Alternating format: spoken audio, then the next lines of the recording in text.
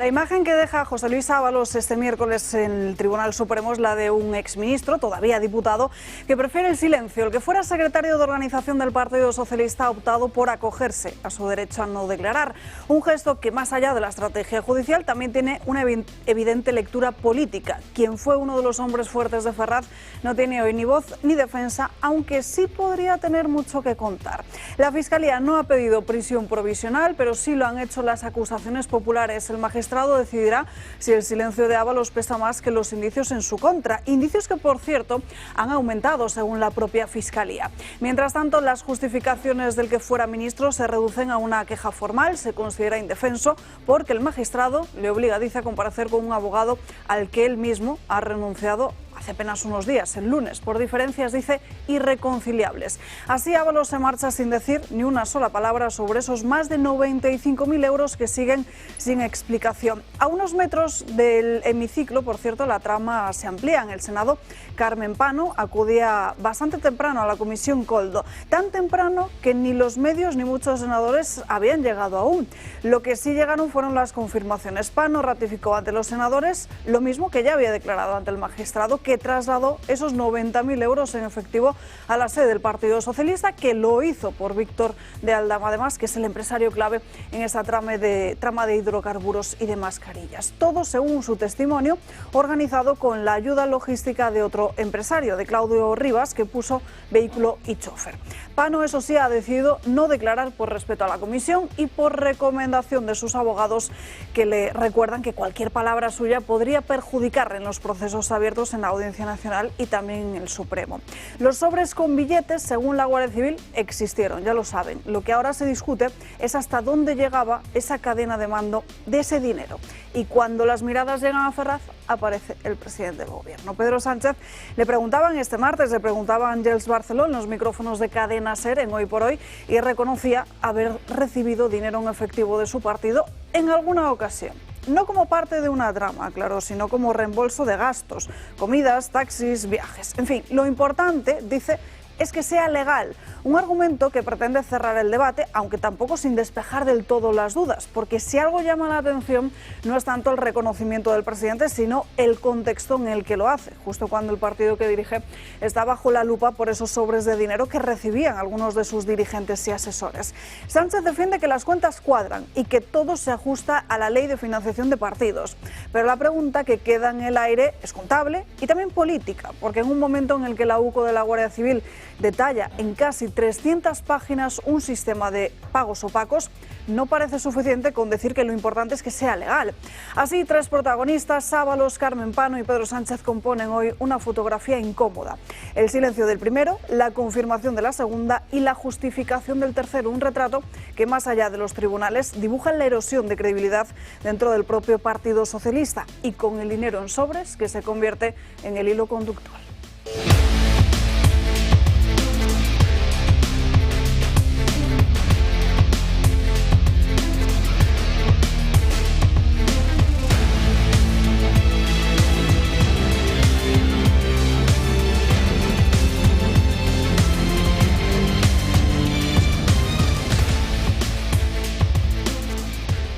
Muy buenos días, es miércoles, es 15 de octubre, comenzamos la mañana aquí en Dando Caña, recordando que en el santoral del día de hoy celebramos Santa Teresa de Jesús, con muchos asuntos encima de la mesa, no solo por todo lo que está sucediendo en página de tribunales o los habituales cara a caras, esas discusiones un tanto teatralizadas que se producen los miércoles en la sesión de control en la Cámara Baja, sino que tenemos que hablar de muchas otras cuestiones, desde el riesgo de muchos niños al quedar excluidos, el riesgo de pobreza. También hablaremos de la cuestión del aborto, en un momento que también es cierto, y aquí nos vamos a encargar de señalarlo, que desde el Gobierno insisten en este asunto, usado como una cortina de humo, y de muchas otras cuestiones. Así que quédense con nosotros a lo largo de estas próximas 2 horas aquí en Dando Caña. Comenzamos, como siempre, con el comentario de Josep María Fracas. ¿Qué tal? ¿Cómo estás? Bien, vivo, sigo vivo, y además gratamente impresionado porque ayer fijo en Barcelona,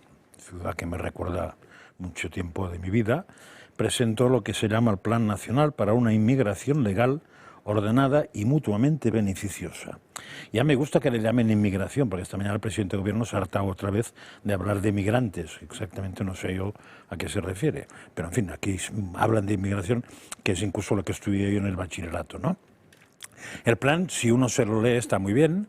Esta mañana Luis del Pino decía que el PP debe tener un asesor bueno porque ya le han explicado lo que debe hacer y me parece que es verdad. Hay un asesor sobre este tema muy trabajado. Le encuentro un problema que probablemente es porque no se atreven a decirlo, pero todo eso, todo este plan, que insisto, está bien pensado y creo que vale la pena leerlo con calma, ¿eh? Tiene un problema, que es que si el inmigrante entra no se puede cumplir nada de esto ya casi. Porque sabemos que entran, tiran los papeles y ya están indocumentados, entonces a partir de ahí ya no se puede. Sí es verdad que insiste mucho en el control de fronteras, pero creo que tiene que poner algo más, que es no dejar pasar por la frontera al que no debe pasar por la frontera, porque si queremos que una persona esté aquí de alguna manera sabiendo quién es, como mínimo habrá que poner como mínimo una condición y probablemente la única. Usted puede entrar o nos planteamos que entre si lleva un papelito diciendo quién es y exactamente de dónde procede, con el DNI de su país o lo que sea. Si no le va esto, olvídese, no existimos. Usted no existe y España tampoco. Como eso no lo pone, creo que está muy bien pensado, pero le falta una parte clave, que es esta. ¿No quieres responder a...? Después, porque como esto se hace en vídeo y lo mando, creo que hay cosas que vale la pena que mande la gente y hay cosas que no valen la pena. Me parece estupendo. Saludo rápidamente al resto de invitados que nos acompañan esta mañana. Ignacio de Oces, muy buenos días. ¿Qué tal está? Miguel Ángel Durán. Hola, muy buenos días. Y en último lugar, Marcos de Quinto. ¿Qué tal? Muy bien. Que hoy hace doblete porque esta mañana le hemos visto con don Luis del Pino. En fin, abrimos espacio ahora para el Club de Amigos.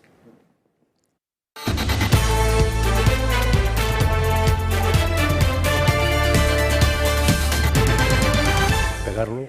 Paula Cruzado, ¿qué tal? ¿Cómo estás? Pues muy bien, hoy vengo tempranito para que les dé tiempo a la gente a apuntarse a estos dos actos que están ya ahí a la vuelta de... Bueno, esta tarde de hecho es Fernando Paz, que comienza a las 7 de la tarde el ciclo de pues el cristianismo en la historia, en el que va a hablar de la introducción, la religión, la base de la civilización, los primeros dioses y el Antiguo Testamento. Es tanto de forma presencial como online, se puede llamar a ese número de teléfono, registrarse a través de nuestra página web. Y mañana, día 16, estaremos en Barcelona. ¿Hablando de qué? De la hispanidad. Bueno, hablando y celebrando la hispanidad. ¿Con quién? Con José Javier Esparza, con don Julio Ariza, con Marcelo Gullo y también estará Fernando Paz. Hablaremos sobre que la hispanidad no es historia, sino es identidad, es orgullo y es un futuro compartido. Luego, además, después de la charla, tendremos un cóctel, como digo, pues para brindar y celebrar con todos los asistentes allí a Barcelona, como digo, y valga la redundancia, la hispanidad. Decir que son plazas muy limitadas, por lo que por favor que se apunten ya, porque van quedando muy poquitas y es mañana, jueves 16 a las 7:30 de la tarde. Y lo pueden hacer, pues como he dicho antes, a través de nuestro teléfono, de nuestro correo electrónico o a través de nuestra página web, Alba. El mismo número de teléfono al que pueden llamar para darse de alta como socios del Club de Amigos o para ayudarnos con una donación. Claro que sí, y sobre todo también para completar esos 250 euros para que puedan disfrutar de la desgravación fiscal que aportando esos primeros 250 euros se desgravan el 80% y pasarían a pagar una cuota de 50 euros al año, que son 4 euros al mes, porque le devolvería 200 euros. Es algo que la gente ya lo está haciendo, está completando, la gente que es socio está completando su cuota anual con esas pequeñas donaciones puntuales de aquí al 31 de diciembre para que puedan disfrutar de esa desgravación fiscal, que es algo que merece la pena. Bueno, es que fíjense, empezamos a recordárselo a nuestros espectadores al principio del mes de septiembre, a la vuelta, la llamada vuelta al cole, ¿no? Con esa tímida cuesta para muchas familias, pero es que ya estamos a 15 de octubre, como quien dice, y es que los días pasan muy rápido. Pasan muy rápido y además lo bueno que hemos empezado pronto, Alba, es que la gente se va organizando esa economía familiar para poder hacerlo en donaciones puntuales en estos 3 meses que quedan, octubre, noviembre y diciembre, y así poder disfrutar de esa desgravación que quieras que no, que antes de que se lo quede el gobierno, se lo quedan todos ustedes por ayudarnos a nosotros. Así que es un agradecimiento mutuo a todas aquellas personas que llaman, se hacen socio o hacen donaciones puntuales. Pues Paula, muchísimas gracias. Gracias a vosotros siempre, Alba. Recuerden ese número de teléfono 916162464, si lo prefieren un correo electrónico a clubdeamigos@clubdeamigos.org. Y nos vamos con la tensión informativa de esta misma mañana en la Cámara Baja, la sesión de control al Gobierno que comenzaba, como todos los miércoles, pautada a su hora, a las 9 en punto de la mañana, pero con unos claros temas sobrevolando el hemiciclo. Por un lado, la cuestión del aborto y por el otro está ese asunto que el presidente del Gobierno pretende evitar a la espera de la decisión del magistrado de si envía o no a José Luis Ábalos a prisión. En la jornada de hoy, como viene siendo habitual, Pedro Sánchez y Alberto Núñez Feijóo se han vuelto a enfrentar dialécticamente hablando, claro. Y mientras en su círculo hacen caja, los españoles hacen cuentas. Las familias que sufren para llenar la cesta a fin de mes ven como en el Partido Socialista y en su Ministerio de Transportes corren los billetes como en un prostíbulo. Es uno de los gobiernos más decentes, más estables y más eficaces de Europa. Lo demás son bulos, son mentiras, son insidias. Deje de hablar de la caja B, que si ha existido ha sido en su partido. Mientras tanto, este gobierno seguirá haciendo de España una economía con triple A. En la España de Pedro Sánchez, si trabajas, pagas. Si robas, cobras. Y si le aplauden, prosperan. ¿Qué aporta usted a la política española? Y la clave la tiene en su grupo, que le aplauden para tapar con sus aplausos la nada de sus intervenciones. Y después de esta intervención con el presidente del Partido Popular, era el turno para Santiago Abascal. El presidente de Vox incidía en materia de corrupción, sobre todo con el caso del hermano de Sánchez. ¿Por qué protege usted a los delincuentes mientras abandona y persigue a los españoles honrados? La respuesta que no dará es fácil, porque los delincuentes le protegen a usted, mientras los españoles honrados le abuchean. La única duda es si es usted el autor material o el autor intelectual de los delitos por los que se juzga a su hermano. ¿Aún le sorprende no poder pisar las calles de España después de todo esto? Y también en el miedo a la mujer libre, y por eso ustedes cercenan los derechos de las mujeres, desgraciadamente, con el concurso del Partido Popular. Partido Popular y Vox, distintas siglas, pero mismo proyecto reaccionario. ¿Por qué estaba tan nervioso? ¿Acaso temía que el señor Trump se enterase de lo suyo con Maduro? Lo sabe. Créame que lo sabe, señor Sánchez. ¿No sabía usted qué decir? Y dice que tengo algo yo con Maduro. Explíquemelo usted, señoría, porque yo no tengo ni idea. Y la noticia hoy, la imagen, la mirada estaba puesta, por supuesto, en el Tribunal Supremo. Allí estaba citado a declarar José Luis Ábalos, como saben, muy pendientes todos de esa decisión del magistrado de si enviarle o no a prisión. Precisamente tenemos las imágenes del que fuera ministro de Transportes, del anterior secretario de Organización, llegando precisamente ante esa cita con el juez, ante la que se ha acogido a su derecho a no declarar. Ha esgrimido ante el magistrado que renunciar a su abogado no es fraude de ley, como se había comentado en estos últimos días. El todavía diputado ha alegado que fraude de ley sería renunciar al acta, tal y como le había recomendado precisamente este abogado del que decidió prescindir el lunes. El magistrado le ha espetado que esto no es el Congreso, cuando Ábalos ha intentado decir que sufría indefensión. En estos momentos estaríamos hablando de la cuarta cita, la cuarta comparecencia de Ábalos ante el Supremo, que ya saben que está acusado de organización criminal, tráfico de influencia y cohecho. Se ha acogido, eso sí, a su derecho a no declarar. Miguel Ángel. A ver, don José Luis ha protagonizado un sainete en estos últimos días.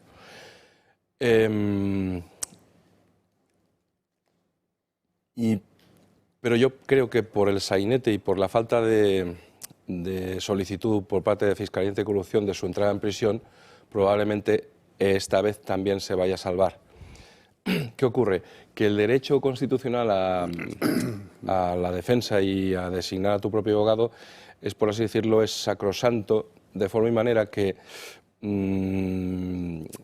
esta alegación o acogerse a su derecho a no declarar como consecuencia de que no tiene al abogado que él quisiera que le defendiera, se lo pone ciertamente difícil al magistrado, que sabe perfectamente que esto es un fraude, pero que podría constituir una excusa para que contra el auto de prisión se pudieran formular recursos o incluso en el Constitucional para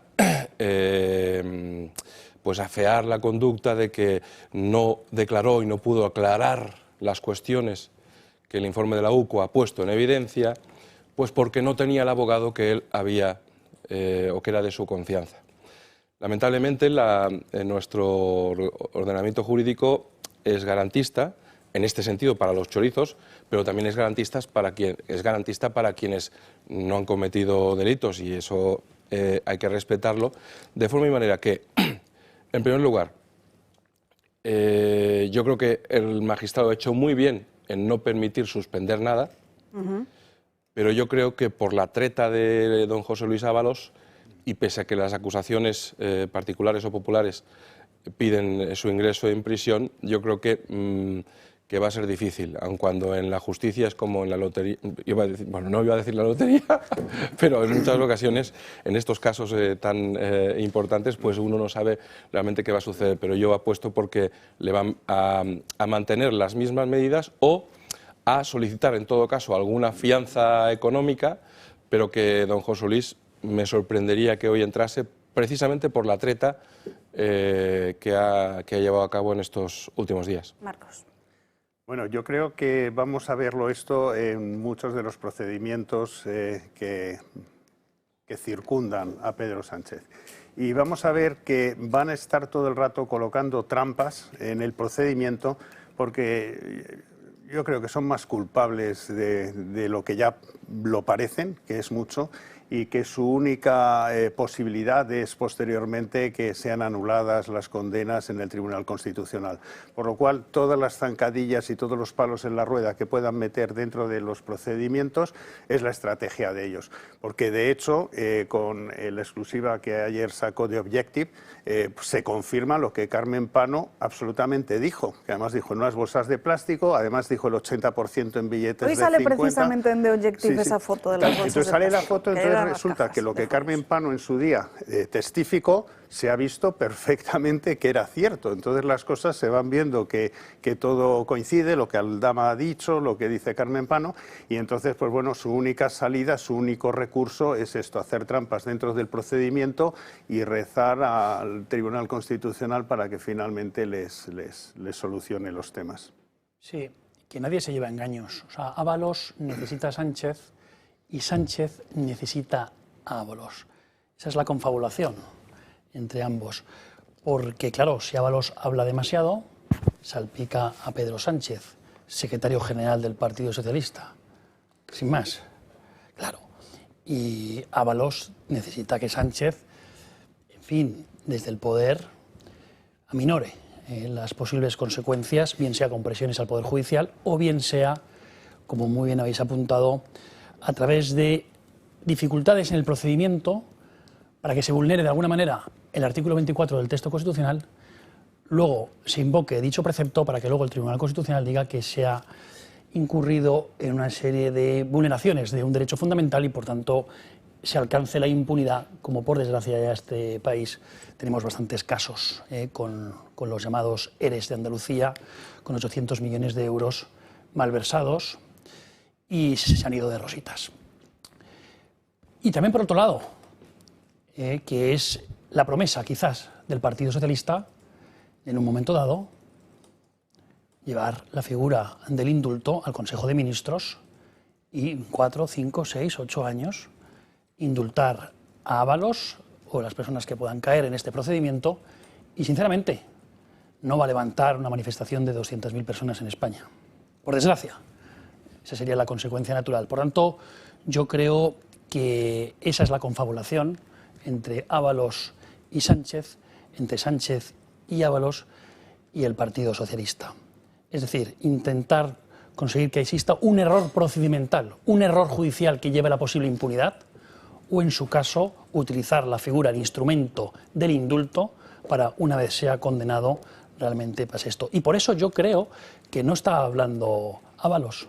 Si no tuviera nada que esconder, irías a un procedimiento judicial ante el Tribunal Supremo y contarías todo lo que ha sucedido, lo que tú has percibido, lo que tú sabes realmente, qué es lo que hace. Es decir, bueno, no declaro, me acojo y luego esas, bueno, Sí, esas cuestiones que intenta para desvirtuar la atención, diciendo, oye, no, que es que ahora voy a cambiar de abogado a ver si consigo de alguna u otra manera que este procedimiento judicial luego sea levantado ante el intérprete de la Constitución, es decir, el Tribunal Constitucional. Eso es lo que yo percibo. Diríamos, me apunto a todo lo que habéis dicho, pero voy a ir por otro lado muy distinto. A mí me da la sensación que las consecuencias de todo lo que estamos viendo es doble. Por una parte es desenmascarar al PSOE como partido normal y tacharlo de partido anormal en cuanto pues, es un colectivo de chorizos, una banda, etcétera. Sobre todo, ahí podríamos entrar en la disquisición si eso es del PSOE desde siempre, que mucha gente opina que sí, o es del PSOE desde Sánchez o Zapatero, que mucha gente opina que es me da igual, pero desenmascararlo. Con lo cual estaríamos hablando de responsabilidad política.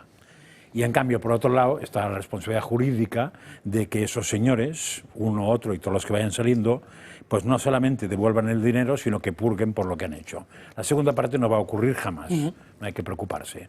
Ni con ese truco, ni con otro, ni con el de Masella, porque no ha ocurrido en España creo que nunca. O sea, si no es un tío muy del PP y muy de derechas, no le va a pasar nada. Con lo cual, olvidémonos. El objetivo de todo eso, el objetivo de desenmascarar al PSOE es que Pedro Sánchez y los suyos desaparezcan del mapa, nos dejen en paz y no sigan poniéndonos el pie encima de la cabeza para hundirnos en la miseria. De alguna manera, los ERE, a mí ya me da igual que paguen o que no paguen, porque yo sé que no van a pagar nada. Lo que se trataba es de que Andalucía pudiera experimentar un cambio.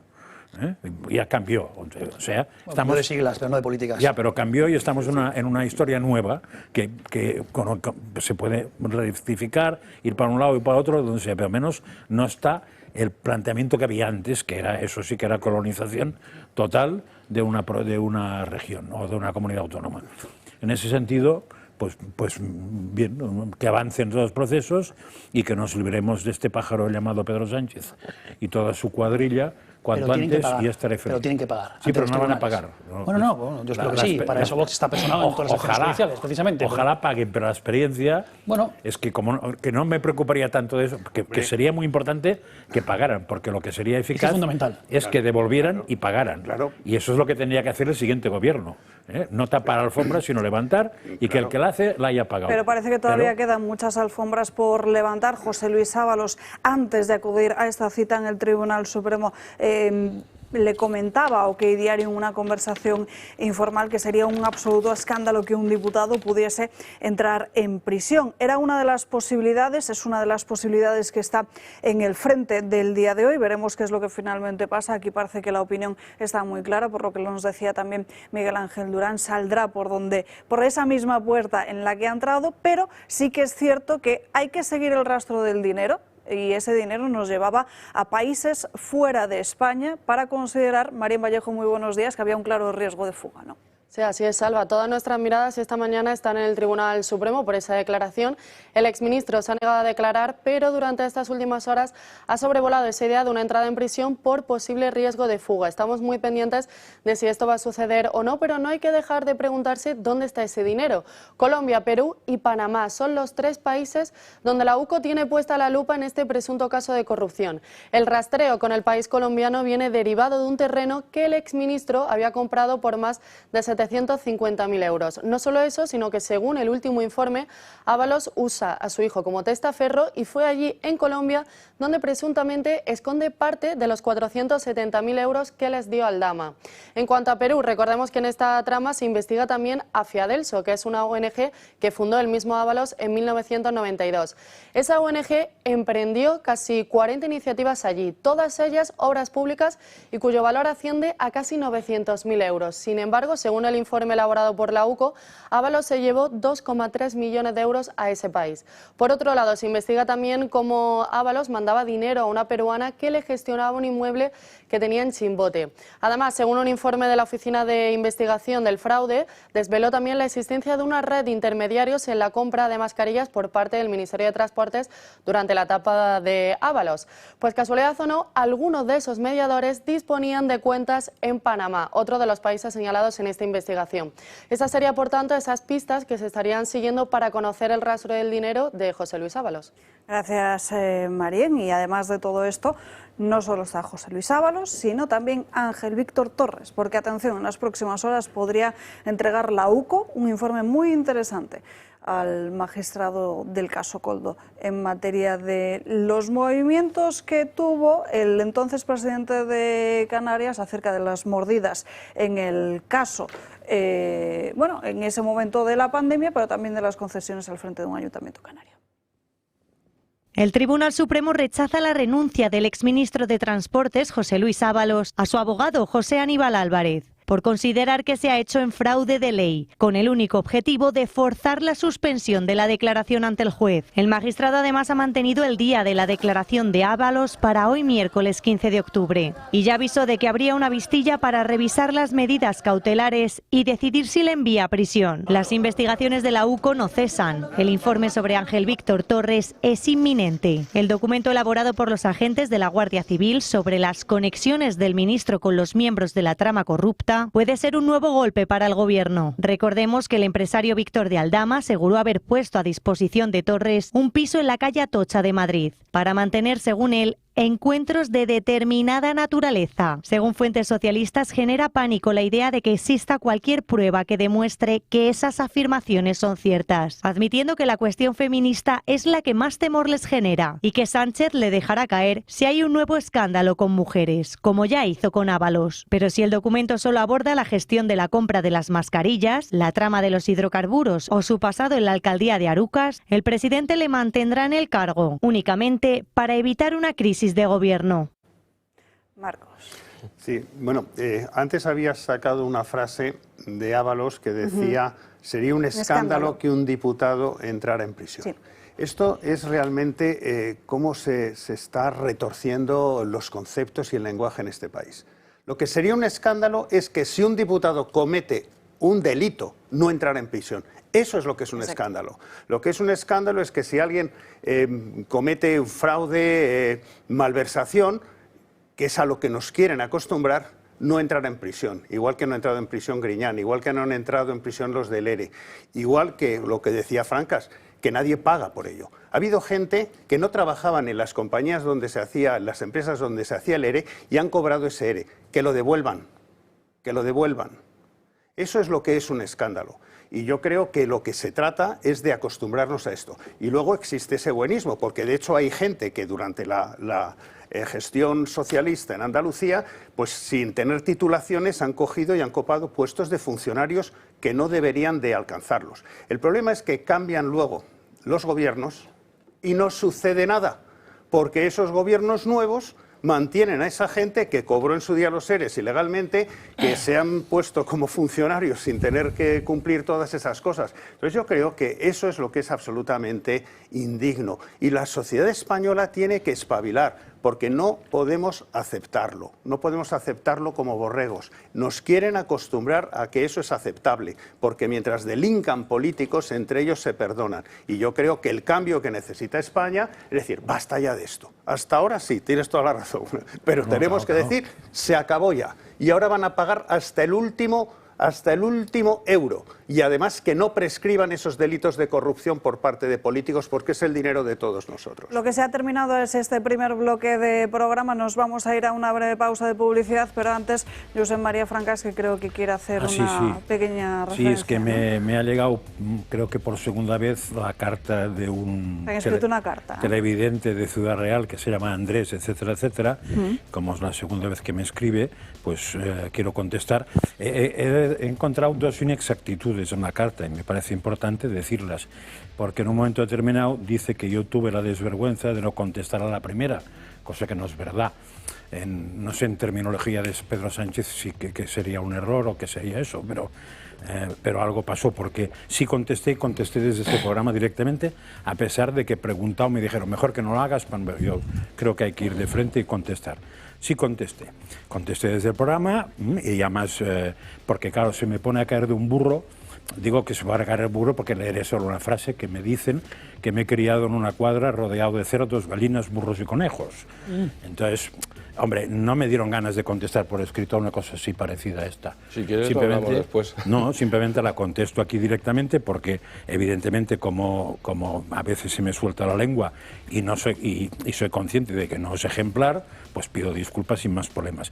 Aunque en la carta, cuando dice que yo pedí disculpas, no se cree que las pida, pero me da absolutamente igual. Y la otra inexactitud, que debe ser un cambio de opinión, es porque el personaje que me escribe esta carta dijo que no nos vería nunca más por mi culpa, y ya se ve que no se ha vuelto a ver porque ya me ha visto 2 veces.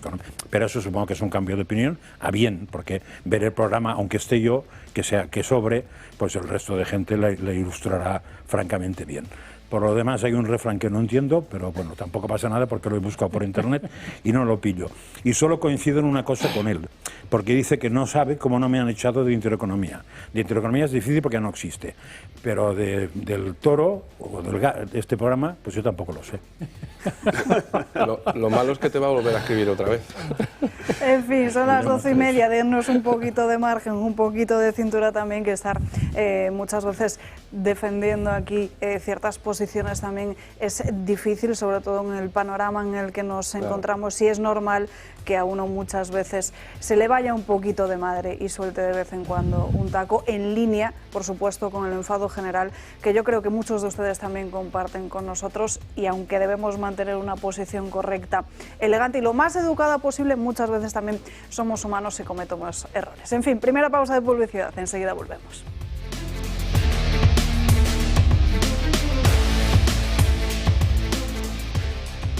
Que se excede el delito por el cual... Ya estamos de vuelta en Dando Caña, pasan 4 minutos de las 12:30 del mediodía, las 11:30 en Canarias. Vamos con más cuestiones de la jornada de hoy, porque en estas últimas horas, también mañana, se están celebrando aquí en Madrid unas jornadas en las que se presenta la Declaración de Madrid, ese documento en el que se recogen los compromisos del grupo Patriot sobre el futuro económico y social de Europa. Esta misma mañana se han presentado algunos de esos puntos clave en una rueda de prensa en un hotel en Puerta de América, al donde nos hemos trasladado y hemos podido charlar durante unos minutos con Jorge Buxadé.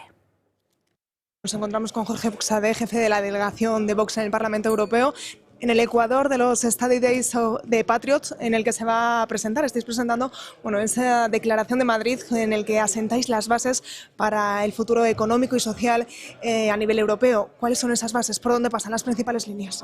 Pues lo primero es defender la empresa y el trabajador europeo, defender los puestos de trabajo europeo, imponer o establecer, recuperar el principio de prioridad nacional y de prioridad europea en la contratación y en la empresa, renegociar todos los acuerdos comerciales, esa forma de negociar que tiene la Unión Europea, que hemos visto con Mercosur, con el acuerdo con Marruecos, o incluso la firma esa de Ursula von der Leyen con Trump, que Trump, pues claro, le pegó un giro y Ursula al final se lo tuvo que tragar. Por supuesto, el entender que en la economía hay un elemento fundamental, que es la inmigración masiva y descontrolada, y que esto está produciendo efectos económicos brutales en la vivienda, en el sector educativo, en el sistema sanitario, en las ayudas sociales, en fin, una declaración de volvamos a los orígenes. Europa fue esa comunidad económica europea, prosperidad y paz, y ahora no tenemos ni prosperidad y encima nos quieren llevar a todas las guerras posibles. Ayer conocíamos los datos del FMI, el Gobierno, el Partido Socialista se aferra a coger para excusarse esos datos de una macroeconomía, pero sin embargo la microeconomía, la que nos afecta a la gente de a pie, es nefasta, es muy mala en España. Sí, es que esos datos de la macroeconomía no se los dicen a ninguno de los trabajadores de este hotel, o a ti o a cualquier trabajador normal y corriente, muy especialmente los jóvenes, pero ya no solo los jóvenes. Son unos números, efectivamente, que incluso además ya no nos los podemos creer, porque sabemos que hacen ingeniería estadística permanentemente el gobierno de Sánchez, con lo cual una cosa es lo que diga el PIB o la renta por no sé qué, pero estos son juegos estadísticos. Hay que ver la realidad de los jóvenes, la realidad de las familias, de cómo no se está afrontando la posibilidad de adquirir viviendas, la subida del precio de alquiler, en fin. que la gente sabe la realidad económica de lo que ellos sufren en sus bolsillos, de cómo se les está expoliando a través de unos impuestos cada vez más altos y con cero servicios públicos. Basta ver hoy Madrid, es decir, es la parálisis absoluta, hora y media, 2 horas para ir de tu puesto de trabajo a tu casa. Esto no puede ser. Estamos pagando servicios públicos como decíamos, del norte de Europa y estamos recibiendo servicios públicos de la peor zona de África. Un gobierno de Pedro Sánchez acorralado por la corrupción. Prueba de ello es hoy a partir de las 10 de la mañana. Estaba declarando su ex número 2, Ábalos. Sí, el gobierno de Sánchez, ¿qué es la corrupción? ¿No? Porque como decimos, cuando estás rodeado de corrupción, cuando tu mujer está ya procesada, cuando tu hermano está procesado, cuando tu secretario de organización está declarando, cuando tienes a otro en prisión, eres tú.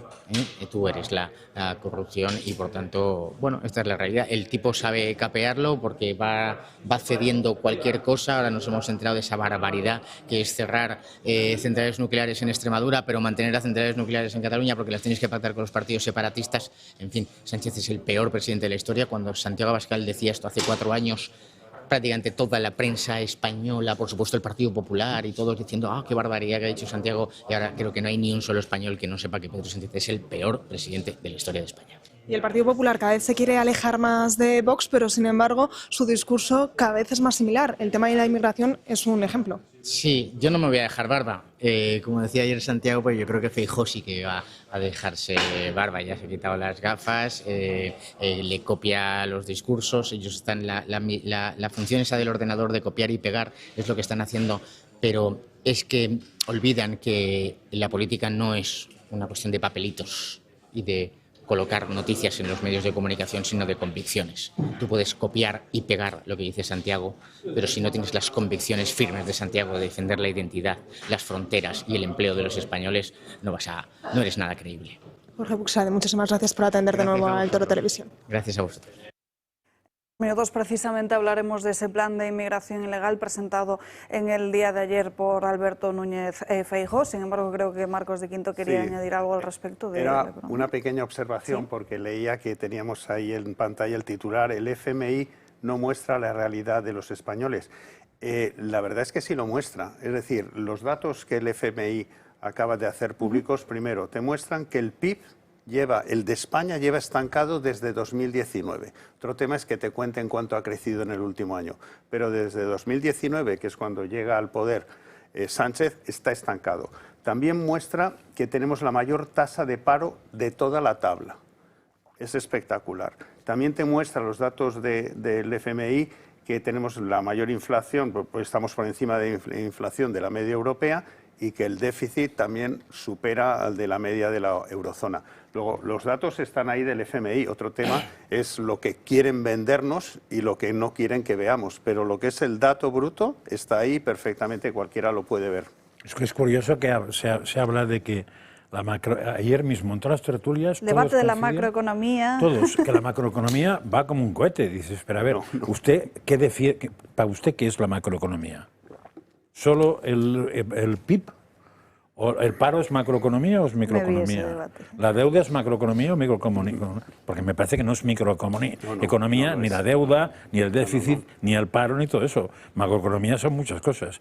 Y claro, o sea, que yo me compré un Porsche a base de estar endeudado en un banco, pues sí, seré el chulo del barrio, pero me parece que lo tengo jorobado para seguir adelante, O sea, la leche que me espera será espectacular, porque si no devuelvo el crédito, me quedaré sin Porsche y sin todo. Pues estamos así. Este país se ha comprado un Porsche a base de un crédito que es deuda. Macroeconomía creo que es la liquidación de gastos del PSOE en efectivo a fin de mes. Eso es macro. Eso sí que es macro, eso es muy macro. Macroestafilla puede ser eso, sí. En fin, volvemos, si les parece, a página de corrupción con esa macroeconomía del Partido Socialista, porque en el día de ayer ya saben que el presidente del Gobierno, Pedro Sánchez, pasó por los micrófonos de Hoy por Hoy en Cadena SER con Ángeles Barceló y fue preguntado directamente por esa cuestión de si él había cobrado en efectivo. Lo reconoció, que es algo perfectamente legal, dice, y de hecho resalta la importancia de que sea así, de que se haga conforme a la ley. Pedro Sánchez reconoce que ha cobrado dinero en efectivo como secretario general del PSOE. Yo como secretario general del Partido Socialista no era algo habitual en mí, pero seguro que en alguna ocasión pues he tenido ese tipo de liquidaciones de gasto. Sánchez no habla de financiación irregular, sino de liquidaciones de gastos, que según él hacen todas las empresas. ¿Por qué se hacían pagos en efectivo? Bueno, pues como hacen todas las empresas. Toda empresa, también en la suya, si se coge un taxi o, en fin, lo que hay son liquidaciones de gasto que uno tiene. El presidente del gobierno además señala en reiteradas ocasiones que no hay indicios de financiación irregular en su partido. No hay ningún indicio que apunte a una supuesta financiación irregular del Partido Socialista porque, insisto, todos los gastos han sido contabilizados, han sido acreditados y han sido auditados. No hay descuadres.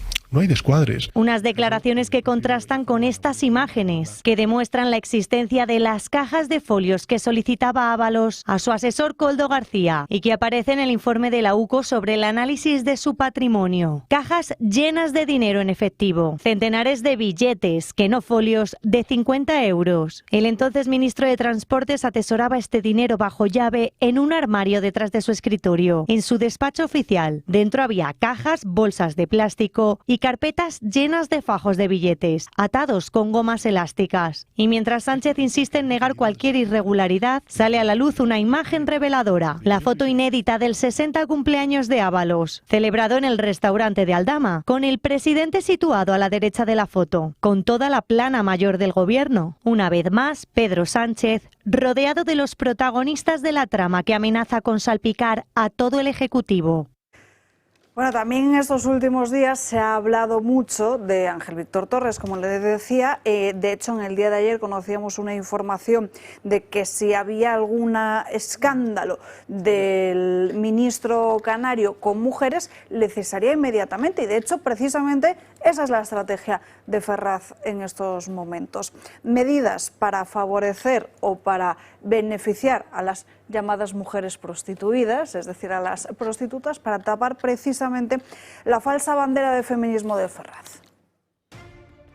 Después del escándalo de las prostitutas que comenzó con los audios de la UCO sobre José Luis Ábalos, el PSOE quiere volver a recuperar su liderazgo feminista. El partido de Pedro Sánchez propone conceder becas universitarias sin tener ninguna limitación de renta a víctimas de explotación sexual, que, como asume el propio Ministerio de Igualdad, está íntimamente ligado con la prostitución. Con esta iniciativa, los socialistas continúan con su plan para limpiar su imagen, que se inició con el anuncio de un anteproyecto de ley para la abolición de la prostitución. La proposición no de ley sobre la lucha contra la violencia de género en el ámbito universitario incluye entre sus medidas la concesión de becas y ayudas al estudio, eximiendo del cumplimiento del umbral académico en casos de explotación sexual. Además, esta normativa también incluye la implementación de acciones positivas en el procedimiento de homologación y equivalencia de títulos y estudios extranjeros de las víctimas de explotación sexual o trata con fines de explotación sexual. Pedro Sánchez ha reivindicado su compromiso de presentar más pronto que tarde la ley para abolir la prostitución y el PSOE incluirá en sus estatutos un nuevo artículo que considerará falta muy grave y expulsará a quienes soliciten, acepten u obtengan un acto sexual de una persona a cambio de una remuneración.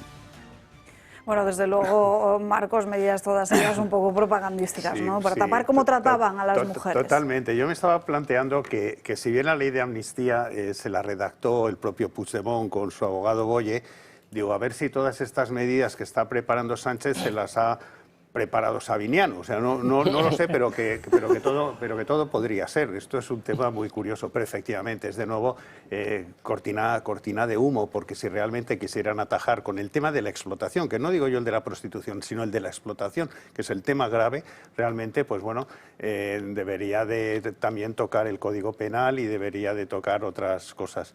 Si me permites una cosa respecto al tema de lo del que, porque se han mencionado las empresas, sí, y yo de empresas pues sé un poco. Y entonces se dice, no, es que lo normal es que las empresas, el tema que se maneje con dinero. Vamos a ver, cuando yo entré en una multinacional americana que tenía entonces yo 23 años, imagínate cuánto tiempo, cómo funcionaba el tema de gastos. Porque lo que tiene que mirar el Estado español no es una mercería ni nada, sino cuáles son las mejores prácticas en las empresas más sofisticadas o en grandes multinacionales de cómo manejan las cosas, que ojalá funcionara así el Estado español. Y solamente 2 detalles. Para empezar, a un empleado le metes en el banco un dinero, que es un anticipo para esos gastos, porque lógicamente si tienes que ir a un hotel o tienes que invitar a alguien, no vas a poner de tu bolsillo, sino la empresa te lo anticipa. Tú tienes en el banco, pongamos, 1.000 euros. Siempre vas a tener esos 1.000 euros. Luego, cada vez que gastes algo contra esos 1.000 euros, tú pones la nota de gastos y ellos te lo reponen. De manera que tienes la obligación siempre de tener esos 1.000 euros. El día que te vayas de la empresa los devuelves. Pero eso es algo que se mantiene y se hace por transferencias. Te estoy hablando cuando yo tenía 23 años.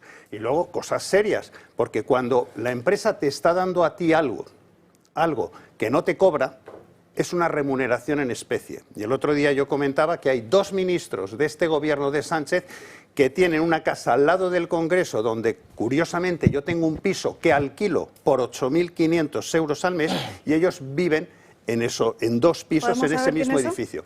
No te lo voy a comentar, luego te lo digo fuera de micrófono. Pero está muy bien que se lo dejen a ellos ese piso y que no les cobren 8.000 euros a ninguno de esos 2 ministros por disfrutar de ese piso al lado del Congreso. Pero que en la declaración de la renta, aparte de su sueldo, figure que retribución en especie los 12 meses anuales que se han ahorrado ese dinero y que por lo menos tributen sobre esa retribución en especie. Eso es lo que hace una empresa seria. Y una empresa seria, si tienes el avión de la empresa, en el caso, y invitas a un amigo porque en el trayecto te va a acompañar, no te lo cobran, pero te lo dan como retribución en especie y pagas los impuestos respecto. Entonces, es decir, si hablan de empresas, que se fijen en empresas serias, no que se fijen en Playball o como se llame la empresa del padre de Sánchez, sino empresas serias, ¿cómo manejan esto? Sí, muy rápido, porque yo iba a ir por ahí, no porque haya trabajado mucho en empresas serias, la única que he trabajado era seria, que era esta, pero ya hace tiempo, o sea que no entraba por ahí. Me refería a otra cosa que me ha dejado muy asombrado, ¿no? O sea, el hecho de que seas mujer prostituida o seas no sé qué, te tiene que eximir en una beca del umbral académico, entendido yo. Entonces me he perdido, no acabo de entender eso, porque cátedra, ¿no? Yo se supone, nos cuesta entender. Claro, yo se supone que si me matriculo en una universidad es para hacer una carrera, porque si no me matriculo en un parking.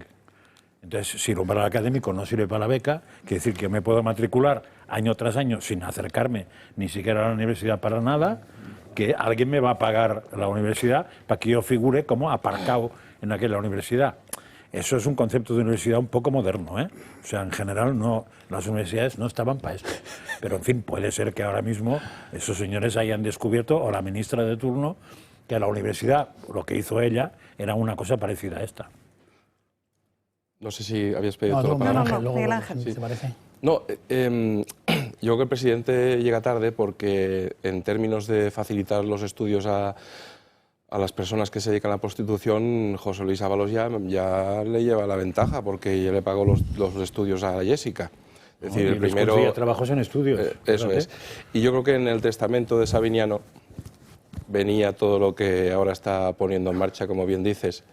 Y por otra parte, en relación con el dinero en efectivo que el PSOE dice que paga en las liquidaciones mensuales de gastos de sus cargos, una maldad.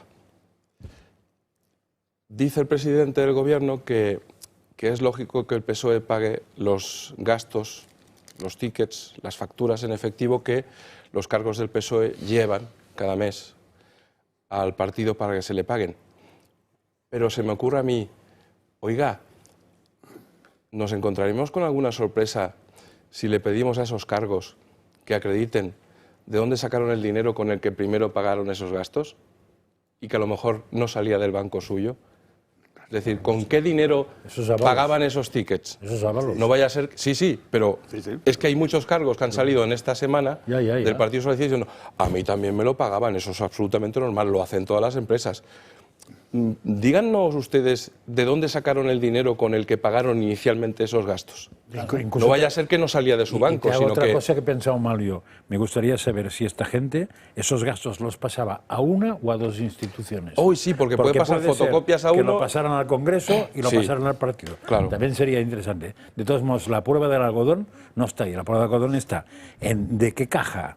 Perdón, ¿de qué banco ha sacado el PSOE para tener el líquido, para poder dar el líquido a esta gente? Es que tendrían que ir con un furgón blindado. Porque ahí pueden tener un problemilla. Claro.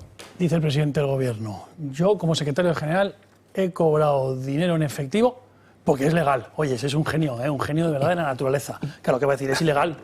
Vamos a ver.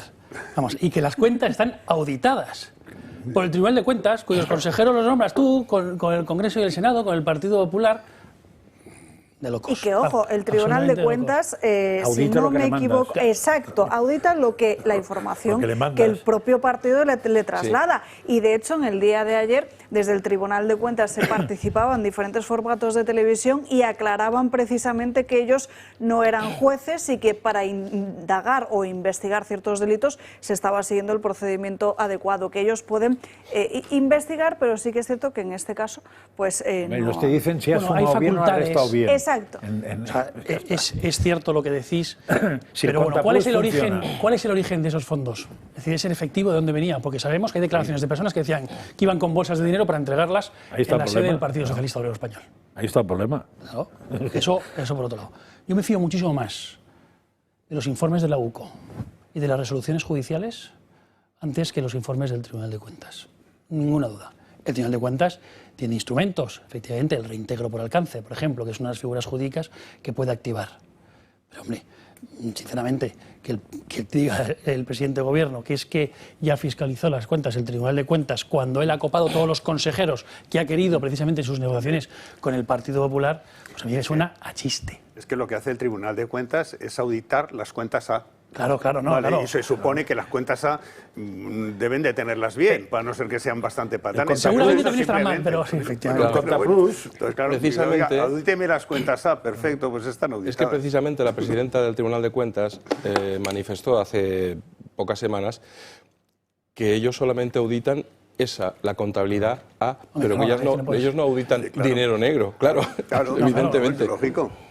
Y hombre, tampoco le van a dar tonto les habrá mandado alguna vez el dinero negro, pero en general hay que ser muy malaje o un gerente muy cortico para mezclar las dos cosas. Sí.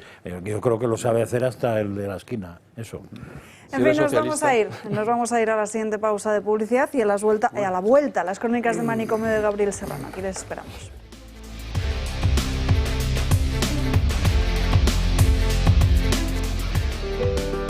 7 millones de personas viven en nuestro país con artrosis, una enfermedad degenerativa que va desgastando el cartílago de las articulaciones, produciendo dolor e inflamación.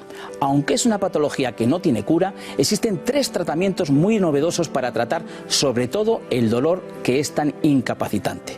Uno de ellos son los guantes de Relax Quanti Nanotex. En sesiones de 20 minutos ofrecen los tratamientos más innovadores recomendados por los reumatólogos para las personas con artrosis de manos sin tener que moveros de casa.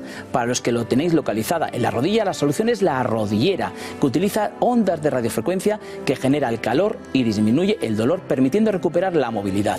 Y por último, este cinturón para aliviar el dolor en la zona dorsal y lumbar, gracias a una combinación de láser dual, infrarrojos, calor local y masaje por vibración.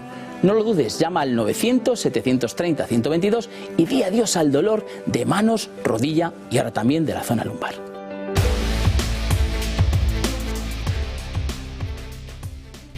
Seguimos en Dando Caña, llegamos ya al ecuador de este programa, 1 en punto de la tarde. Nos vamos ya con las crónicas de Manicomio de Gabriel Serrano, que no sabemos si hoy vendrán acompañadas o no de un chiste que haga sonreír a Josep María Francas. Miguel Ángel ayer está mi equipo.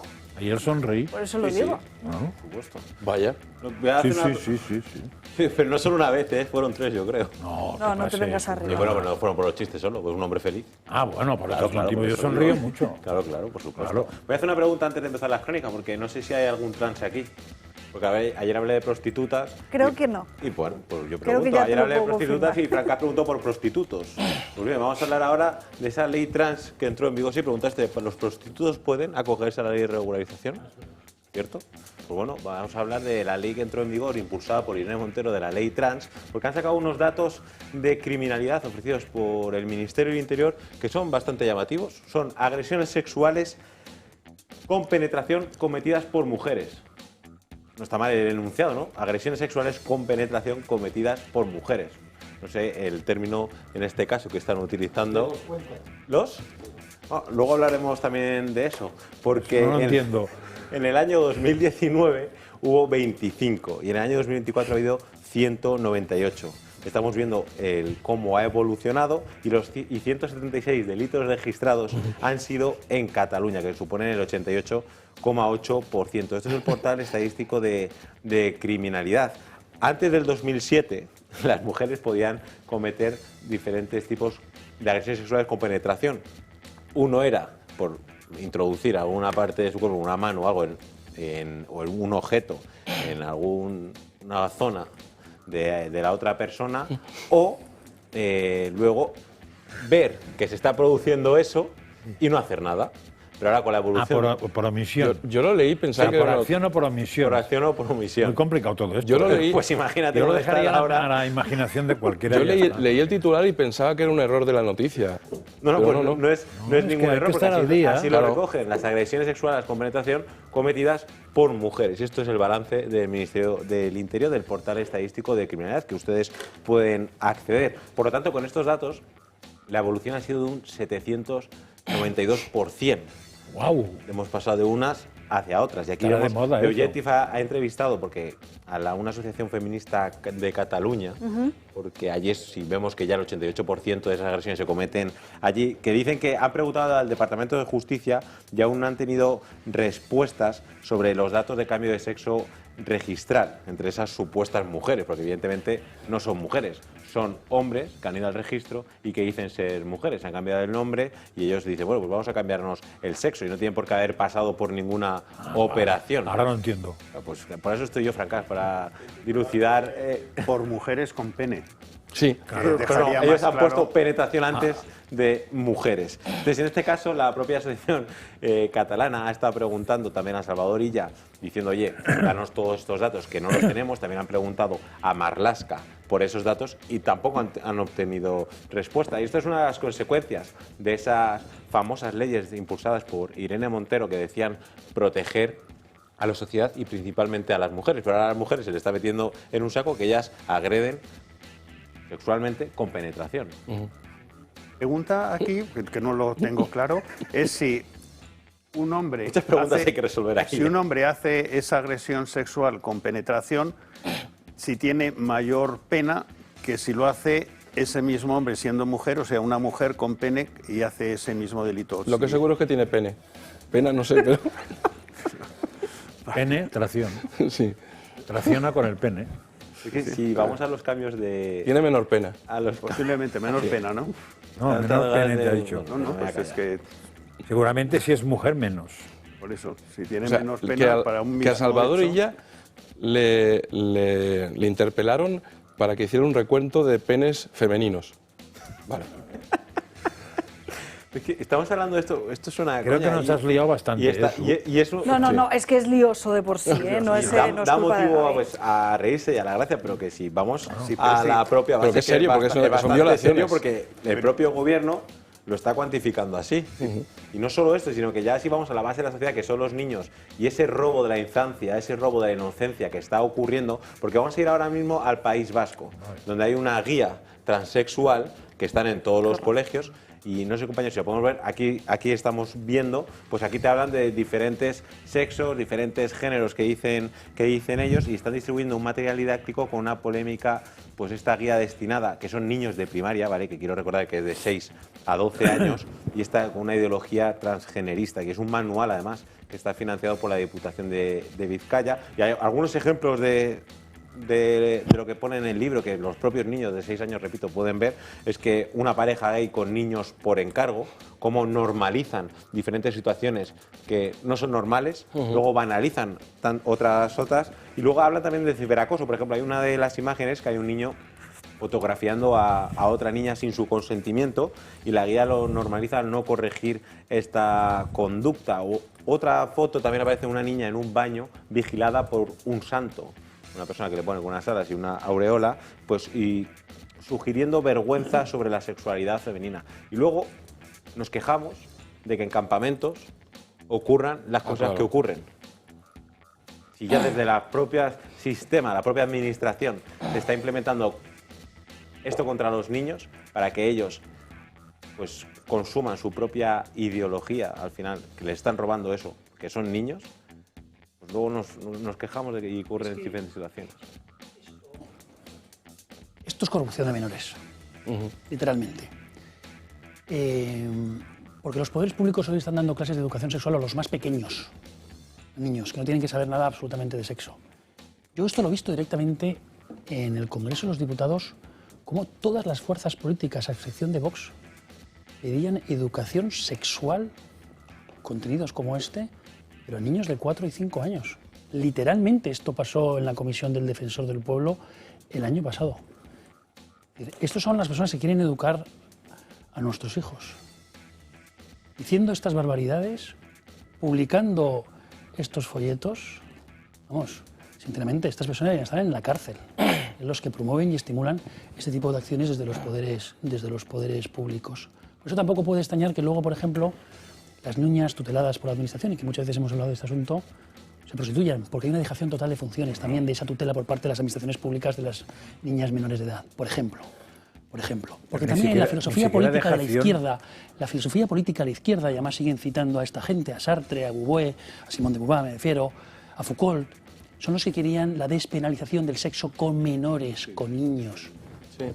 En eso que muy acertadamente se llamó el pedófilo mayo del 68. Y de ahí bebe la izquierda también española. Y esto es una verdadera barbaridad. Y hay que perseguir, y esta gente tiene que acabar en la cárcel. Lo que es curioso es que la asignatura de religión sea voluntaria, es decir, uno puede cursarla o no cursarla, y esto sea obligatorio.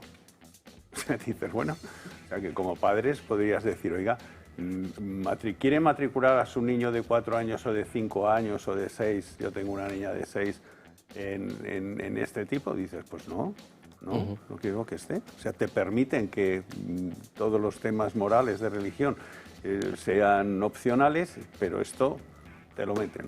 Pero eso está hecho adrede, ¿eh? Ya supongo. Sí, pero ya no es un caso aislado. No es que justifiquen sus comportamientos, que además, sino que lo que pretenden es destruir la base, no solamente de la familia, sino, diríamos, la base natural, ni siquiera moral, porque eso no es un problema moral, es un problema natural de lo que es la especie humana, que no funciona así. Es más, los orangutanes tampoco. Y sería bueno que alguno de esos fuera alguna vez a un zoo, para ver cómo funcionan, según la edad, el gorila, la gorila, todo esto, y se darían cuenta que están mixeando, para ser fino, fuera de tiesto. Borrado total de la identidad. Y con este es caso, animalizar lo bestial. Con una perversión total, y con una niños aberración, pequeños. por supuesto. No, por eso Una enferma promoción, por ejemplo, de la pederastia. Sí. Joder. Es una barbaridad. Y aparte que es que empezaron cercenando, por ejemplo, el derecho fundamental a que los padres puedan elegir la educación de sus hijos. Y ahora dicen, no, esto vamos, pues te lo comunico y ya está. Pero ¿qué comunicar? Vamos a ver. Ya lo decía Cela, que los niños no pertenecen a los padres. Eso es. Pertenecen al Estado. Esto es como Corea del Norte, ¿no? Luego, cuando ocurre con ciertas actuaciones, como el campamento de Bernedo, no hemos visto quién se ha quejado. Nosotros, en Vox. Pero ellos mismos, que son los que defienden... Los padres, ¿no? ¿Cuántos años llevan? Bueno, muchos padres, seguramente esto ha salido a la luz por quejas de padres, evidentemente. Pero ocurrió ya hace más de un año y medio. No me refiero en cuanto a Vox, que no se ha quejado, sino que ellos mismos que están promoviendo esta propia ideología, cuando ocurren estas situaciones, lo primero que calla la boca. Sí, claro. Y los cambios salen en otro lado y es cuando sí que se levantan. En fin, Gaby, ¿qué otra noticia nos traes para hoy? Pues también no es algo polémico, porque estamos viendo como en Europa pues esta implementación de leyes musulmanas, está teniendo bastante calado. Y el domingo pasado hubo una carrera en Londres, concretamente en un municipio que es Tower Hamlets, muy cerca de la capital. Y vamos a ver, porque hubo una carrera benéfica musulmana promovida por una mezquita, y dice esta carrera que ha prohibido la participación a todas las mujeres mayores de 12 años y está siendo investigada por posibles violaciones a la ley de igualdad. La mezquita del este de Londres prohibió a las mujeres y niñas mayores de 12 años participar en esta carrera benéfica, que era la Charity Run, como la carrera musulmana de la caridad, y además que ya promovida como inclusiva y familiar por los propios organizadores, y simplemente estaba abierto para hombres y niños de todas las edades, pero los organizadores insistían en que se podía prohibir la participación a adolescentes y a las mujeres. Esto lleva a una gran preocupación de la creciente influencia musulmana, en este caso en Reino Unido, que ya vemos como diferentes gobiernos locales están dirigidos por Londres mismo, por musulmanes, y un caso más y no aislado de lo que está ocurriendo, la tendencia en la que está virando Europa. Yo siempre que comentáis este tipo de noticias de Gran Bretaña, que yo pienso que están perdidos desde ese punto de vista, siempre comento que aquí en España no hay un solo partido progresista que proteste porque en las mezquitas que existen aquí en España las mujeres no pueden entrar si están los hombres dentro. Yo veo salir en ocasiones de determinadas mezquitas de Barcelona un chorro de hombres el domingo por la tarde y no veo ni una sola mujer. ¿Qué pasa? Porque tú imagínate que una iglesia católica en España estableciera un tipo de, aunque fuera por horarios, una apartheid de hombres y mujeres. Hace 30 años estaban a la derecha y a la izquierda separados. Pues fíjate, y sin embargo aquí permitimos todo eso. Claro. O sea, es absurdo. O sea, yo no entiendo por qué permitimos todo esto. Políticos. Porque no hay voluntad política de cambiarlo. Y si dices lo porque contrario, lo llevan impulsando desde hace décadas y sabían perfectamente las consecuencias que esto iba a traer. Lo tenían muy claro, pero les da exactamente igual. Cacarean mucho los derechos de las mujeres, pero importan día sí y día también personas de culturas ajenas a la nuestra, donde denigran a la mujer, donde el abuso es norma, donde estas prácticas son las habituales, donde hay matrimonios forzosos, por ejemplo, a niñas, mutilación genital, por ejemplo, de Mauritania, el 70% de las niñas y mujeres ha sufrido y ha padecido mutilación genital, les da absolutamente igual. Es más, les encanta que financie, por ejemplo, Qatar, mezquitas salafistas, donde se predica directamente el abuso a la mujer, les da exactamente igual. Lo quieren, lo estimulan, lo impulsan, lo llevan haciendo décadas. Y cuando nosotros lo denunciamos, les da exactamente igual. Xenófobo, racista, igual, descalificativos, pero da igual, esta es la realidad que se está imponiendo en España y en Europa, y los culpables son el Partido Socialista y también el Partido Popular. Aquí lo que sucede es que hay un error de base, que es que nos han convencido de que el Islam es una religión, y no lo es. Es un movimiento de dominación totalitario. Entonces, si el Islam fuera juzgado por lo que es un movimiento político de dominación, como partido político no sería aceptado, porque no cumpliría con ninguno de los requisitos para ser un partido legal. Sería ilegalizado mañana. Aquí no hay un problema religioso, que he vivido 3 años en Tailandia, he vivido en Asia mucho tiempo. Oye, y si aquí hubiera budistas o sintoístas o lo que sea, no hay ningún problema. Convivimos perfectamente con todas las religiones. El problema es que el Islam no es una religión, es un movimiento de dominación y viene con la Sharia. Y tiene implicaciones políticas, es absolutamente antidemocrático y, lógicamente, hay que prohibirlo como movimiento político. Es decir, un partido nazi no se nos ocurre que pueda ser autorizado en España. Pero si mañana un partido nazi diría, no soy un partido político, soy una religión, sería aceptado. Y tendría su iglesia, pongamos sus salas de reuniones y tal, y dominaría barrios. Es decir, esto es lo que hay que entender. Dejemos de tratar ya al islamismo como una religión. Es un movimiento político de dominación y ese es el peligro que hay. Debería de ser ilegalizado, no como religión, sino como movimiento político. Y pues lo curioso es que se está aprobando incluso como partido político, ¿eh? Claro. Porque en algunos sitios ya hay partidos que siguen perfectamente la regla islámica, pero como partido ya lo es, como partido ya lo es. Ahora la única cuestión es que lo quieren articular para entrar en elecciones. Ya hay en España. Pero es que el islamismo es eso, es permear en la sociedad a través de asociaciones para luego llevarlo al nivel político e imponer su propia ideología al resto de por ejemplo, en este caso en España, o sociedades occidentales. Eso es el islamismo, utilizar los resquicios de nuestro Estado de Derecho, de nuestra democracia, para ir permeando a través de asociaciones, de fútbol, de música, lo que sea, y luego van subiendo a escala ya política, precisamente para imponer su ideología totalitaria, ajena, por supuesto, a la nuestra, que, por ejemplo, denigra a la mujer, como acabamos de ver. Porque además esos tienen la ventaja de que, es decir, que van todos a una. Sí, sí, y que no hay disidentes. Y el disidente suele pasar a mejor vida, con lo cual no es un problema. Entonces, te ganan seguro. O sea, además de que incluso tienen convicciones, serán erróneas, pero las tienen. Aquí no quedan. Tienen muy claro cuál es la misión. Es que son los únicos que asesinan lo que está pasando en África, que está pasando en Nigeria, que asesinan cristianos, que asesinan católicos.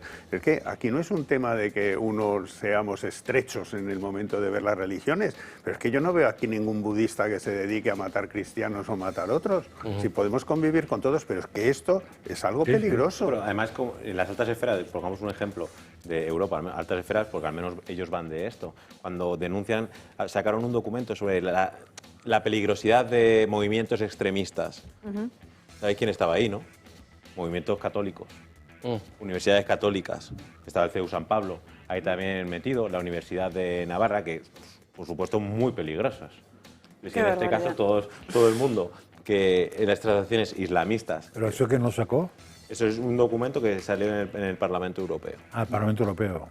El problema es que luego la inteligencia artificial chupa de todos estos tipos de estudios. Por eso, cuando tú te estás metiendo en determinadas cosas, es que, bueno, desde Al Gore, que fueron como 1.000 millones de dólares que pusieron a gente que haga estudios de los más disparatados, es decir, temperatura y yo qué sé, y perspectiva de género y cosas así. Y hay millones de estudios. Esos estudios son los que en estos momentos, al final, están alimentando la inteligencia artificial. Habría que hacer contraestudios de eso, pero bueno, a ver quién tiene el dinero que han usado ellos para toda la contaminación ideológica que vivimos.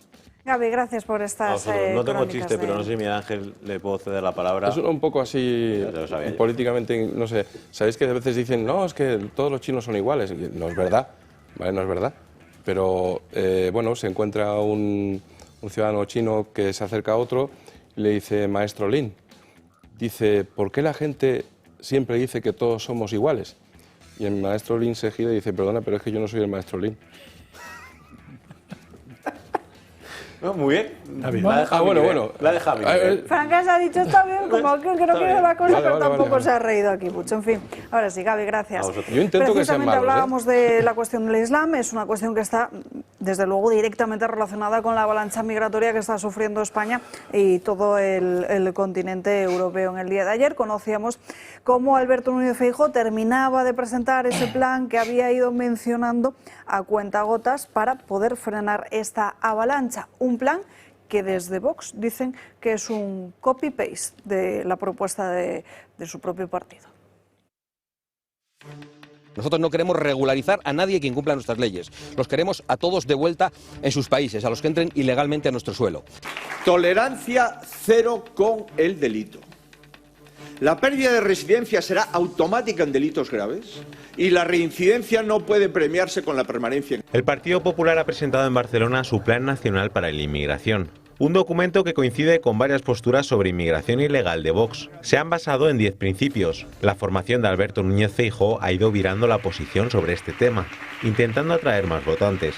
Han querido distanciarse y diferenciarse de los de Abascal, pero sus posturas se están acercando más que nunca. Feijóo ha propuesto más seguridad y controles en las fronteras, así como acabar con las mafias. O se gobiernan las fronteras o nos gobiernan las mafias. Ceuta, Melilla, Canarias, Baleares, el Estrecho de Gibraltar y otras zonas donde existe mayor presión migratoria como los aeropuertos tendrán más agentes. Vox lleva tiempo defendiendo estas medidas. Hemos pedido la intervención de las fuerzas y cuerpos de seguridad de Estado e incluso de las Fuerzas Armadas para proteger nuestro territorio nacional. Está destruyendo la convivencia, los servicios públicos y la propia identidad de nuestros pueblos. Otro punto que ha denunciado Feijóo es la falta de integridad. La nacionalidad española no puede ser un mero trámite administrativo. Debe de ser ante todo un reconocimiento a quienes han demostrado con hechos su voluntad de integrarse, de respetar nuestras leyes y de contribuir al país que los acoge. Feijóo habla de retorno. Como nación soberana que somos, no podemos aceptar que se desentiendan de los procedimientos de devolución y de retorno y que de los miles de expedientes de expulsión se ejecute un porcentaje muy pequeño. Vox en el año 2022 presentó una proposición no de ley para asegurar el retorno de los menas a sus países de origen, puntos que recoge el Plan de los Populares. Han ido incluso en programas electorales del partido liderado por Abascal, el cual, cuando se ha enterado del nuevo documento presentado por Feijóo, que se va a dejar barba. Yo no sé si él lo sabe, o si es algún asesor que le dice esta frase que se me ha ocurrido y la ha copiado directamente de una intervención nuestra, pero igual no lo sabe el pobre. Así se refería Santiago Abascal a este plan que presentaban el día del Partido Popular, pero después de conocer también estas propuestas de Génova 13 en materia de inmigración ilegal, uno se pregunta, porque a principios de la semana, no sé si recordaréis que aquí estuvo en esta mesa Alfonso Serrano, secretario general del PP de Madrid, y defendía con total contundencia que la Comunidad de Madrid no tiene competencia para realizar, por ejemplo, un test de edad a muchos menas, cuando estamos viendo como incluso ese falso mena que violó a una niña aquí en Madrid sigue en el centro de menas a pesar de haberse comprobado que tiene 23 años. Lo que dice el Gobierno de la Comunidad de Madrid es que no tiene competencias para hacer esas pruebas de edad, que sí se hacen en otros sitios como Murcia o incluso en Aragón, si no me equivoco. Así es. A ver, el PP es un fraude y una estafa permanente y continua. El Partido Popular no pisa en terreno firme en ninguna cuestión, pero es clamoroso como tampoco pisa en terreno firme en materia de inmigración, en materia migratoria. El Partido Popular cambia de opinión por días y por territorios. Este yo creo que es el 10º ya plan de migración del Partido Popular en este año. El 10º, porque dice una cosa una semana y luego otra la siguiente semana. Lo vemos en muchas materias, pero es que en materia de inmigración es algo obsceno. De verdad. ¿Qué le pasa al Partido Popular? Que no tiene ningún tipo de convicción. La política hay que ir con convicciones, con ideas, y luego las relatas de la mejor forma posible, las comunicas a los españoles. Y los españoles quieren certezas, sobre todo en tiempos de incertidumbre como el actual, como consecuencia de este gobierno. Y no se puede cambiar de opinión por días. El Partido Popular votó que sí a la regularización de 500 000 de inmigrantes, por no decir las regulaciones de inmigrantes ilegales que ya se produjeron durante los gobiernos del Partido Popular. El Partido Popular es además el que ha pedido el reparto de los menas por toda la geografía nacional. Lo pidió, luego ahora ya pone algún que otro obstáculo. El Partido Popular es el que está constantemente negociando los temas de inmigración también con el Partido Socialista. Y esto es algo que es vergonzoso. Yo entiendo que tienen una preocupación por el tema de los votos y las encuestas electorales, pero es que el PP ya nos ha acostumbrado hace muchísimo tiempo que promete una cosa en campaña y luego actúa de forma totalmente dispar cuando tiene el gobierno. Y ahora lo estamos viendo de una forma mucho más grotesca, prometiendo cosas dispares y distintas a lo largo de cada semana, según lo que Vox vaya diciendo, incluso copiando el mismo lenguaje de Santiago Abascal, las mismas palabras. Por eso ayer Santiago Abascal dijo que se va a dejar ya barba. El problema es un problema de convicciones, de ideas, de saber comunicarlas y dar también certezas a los españoles. Y lo que los españoles saben es que ya, por ejemplo, en las comunidades autónomas tienen determinadas competencias, no solamente en materia de migración, sino en otras muchísimas tareas y materias y sectores, y el Partido Popular no actúa como dice ahora Feijóo que hay que actuar. Por ejemplo, en materia fiscal, bajan impuestos las comunidades autónomas una y otra vez, las diferentes, no sé, las contribuciones especiales, los impuestos, las tasas, no lo hacen. En materia de memoria histórica, repiten que hay que modificar o derogar determinadas leyes y cuando se han empezado a derogar es por exigencia expresa de Vox. En materia de inmigración, ¿qué pasa? No tiene ningún tipo de competencia, por ejemplo, en juventud, infancia, como son los MENAS, las comunidades autónomas dirigidas y gobernadas por el Partido Popular. Claro que tiene, por eso es una competencia exclusiva de las comunidades autónomas. Otra cosa es la extranjería y la inmigración, que eso sí que es competencia exclusiva del Gobierno de España. Pero es que el Partido Popular no tiene convicciones, no tiene ideas, las cambia cada día y, sinceramente, se ve muchísimo nerviosismo en el Partido Popular. El Partido Popular tiene que tener las ideas, las que tenga, y que las defienda, pero no puede estar cambiando y mareando constantemente a los españoles.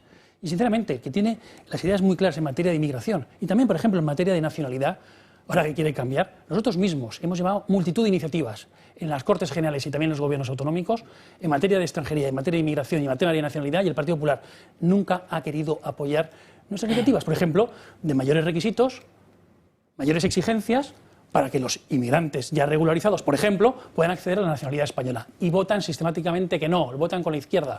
Y, por ejemplo, el Partido Popular es que ha votado que sí a la regularización de inmigrantes ilegales en España. Y ahora dice que quiere fortalecer las fronteras. Si Vox lleva desde el momento mismo de su fundación un programa claro e inequívoco de cómo hay que proteger las fronteras y cómo hay que proteger a los españoles de la inmigración ilegal, que tiene unas consecuencias nefastas para el empleo, para el trabajo, para la identidad española y también para la seguridad de todos los españoles. Sí, por supuesto. Hay quienes dicen y actúan en función de sus principios y valores, y por otro lado te encuentras quienes dicen y actúan en función de lo que sus gurús y las encuestas les recomiendan decir y opinar. Y eso yo creo que la gente es suficientemente inteligente pues para darse cuenta de esto. Lo que no se puede es los días impares tener el corazón ansín de ancho y tratar de legalizar 500.000 ilegales de los cuales desconocemos sus antecedentes penales, y luego de repente ver que las encuestas te bajan y coger y decir, pues ahora voy a decir lo contrario. Pero yo de todas maneras, yo creo, hay que darle una oportunidad al Partido Popular, hay que darle una oportunidad y hacer la prueba del algodón. Y como hay 10 puntos de estos que han discutido en Barcelona, la pregunta es decir, ¿qué van a hacer ustedes concretamente ya, desde ahora, en las comunidades autónomas que gobiernan, que creo que son 12? ¿Qué es lo que creen que pueden hacer y que van a hacer ya, desde mañana?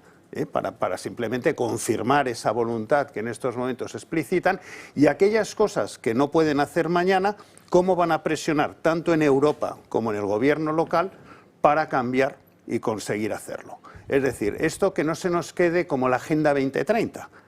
Letra pequeña y de los 10 puntos. Puntos 1. Dígame, este de aquí pues no es responsabilidad nuestra, perfecto, no es suya, pero entonces, ¿cómo van a presionar al gobierno? Porque si Puigdemont con 7 votos presiona al gobierno, seguramente que el Partido Popular con muchos más escaños podrá presionarlo de alguna manera. Y si no, los presiona en Europa. Pero díganos el plan, porque quedarse simplemente en las declaraciones, pues a mí me deja traumado. Pero vuelvo a decir, yo soy en este sentido generoso y digo que me lo demuestren. A ver si en una semana tenemos ahora la letra pequeña de cada punto y que lo ejerciten en aquellas comunidades autónomas donde tienen mayoría absoluta, y estoy seguro además que en aquellas donde no lo tienen, estoy convencido de que Vox estará encantado de poderles ayudar si realmente van con un tema concreto. Por este otro lado, Francas, y luego A mí me pasa un poco parecido. O sea, a mí me alegra mucho, y lo he dicho antes, que el PP asuma los postulados de Vox en casi todos los temas. O sea, me encanta. Marca Lo blanca. que pasa es que lo que quiero ver es, si solamente es asumirlos o es meditarlos y hacerlos propios. Y entonces, en tu caso, tú pides pruebas, y creo que está muy claro, porque además donde gobiernan pueden poner pruebas. Es evidente que en las comunidades autónomas se pueden hacer cosas muy concretas. Los MENAs, no tengo ninguna duda, porque es, como bien decía Ignacio, es exclusiva de las comunidades autónomas, con lo cual ahí no tienen que pedir permiso a nadie, pueden hacer lo que quieran, y como muchas otras cosas. Pero además de eso, elevaré precios al altísimo para que eso forme parte del ideario propio del PP y no ocurra, como suele ocurrir, que cuando le tacha a alguien de xenófobo, mala persona, mal bicho, se arrugue y se eche para atrás, como le está pasando al alcalde de Madrid con el tema del síndrome posaborto, que duró hasta que alguien levantó la voz. Entonces, cuando alguien levantó la voz, se ponen nerviosos y ay, ¿qué hemos dicho? Entonces, donde dice fronteras no queríamos decir fronteras, donde dice no sé qué no queríamos decir no sé qué, y esa es una historia que se repite mañana, tarde y noche. Ojalá algún día no solamente tengan convicciones, sino que no las cambien después, porque convicciones también se pueden cambiar cada mañana según cómo se entienda que es una convicción. Miguel Ángel. Yo, sinceramente, soy algo más pesimista, puesto que, sinceramente, y hasta que no lo demuestren, yo no creo en la palabra del PP en determinados asuntos, como por ejemplo el de la inmigración. Y precisamente, prueba de la falta de palabra es que es noticia que el PP y el señor Feijóo abanderen en este momento este plan sobre inmigración. Es decir, ¿por qué es noticia? Ha cambiado. Es noticia porque en realidad no conocíamos realmente hasta este momento hasta el momento en que aparece este plan, cuál es realmente la política sobre inmigración que el PP pretendía llevar a cabo. Y eso genera, sinceramente, desconcierto, pesimismo, frustración en aquellas personas que han sido históricamente votantes del PP, pero que se encuentran con este tipo de planteamientos de querer regularizar miles y miles de personas ilegales que no cumplen con los requisitos o en otros muchos aspectos de la vida política española. Por tanto, yo creo que es un plan estético porque, como bien señaláis, o lo demuestran con hechos concretos o el votante que lo fue del PP defraudado por el hecho de que el señor Feijóo diga lo que quiera decir o establezca que ese va a ser su plan o que asegure que la política del PP en inmigración va a ser esta, yo sinceramente no me lo creo. Como no me creo al PP en materia incluso hasta económica. Acordaos de Cristóbal Montoro, que dijo que iba a bajar los impuestos y... Que no se les puede creer en nada. Claro. No se les puede creer en nada. Vamos a ver, que prometen en campaña electoral una cosa, pero que lo vimos también en las elecciones autonómicas, que prometen cosas y luego gobiernan y no las quieren cumplir. Y lo que es coincidente con el programa de Vox, nosotros lo exigimos y cuesta Dios y ayuda a conseguir que realmente al final se vea a práctica eso mismo que se llevaba en los programas electorales. Que el señor Feijóo prometió en el mes de julio dar una lista de leyes del sanchismo a derogar en el mes de septiembre y la lista está vacía. No hay ni una sola ley del sanchismo que hayan incorporado a esa lista que prometió el mismo señor Feijóo en el mes de julio dar a todos los españoles. Ni una sola ley. Por eso nosotros decimos que es una estafa y un fraude permanente el del Partido Popular. Porque aquí la estrategia del Partido Popular es dime qué tengo que comunicar para que deje esa sangría de votos hacia Vox. Eso es lo que quieren.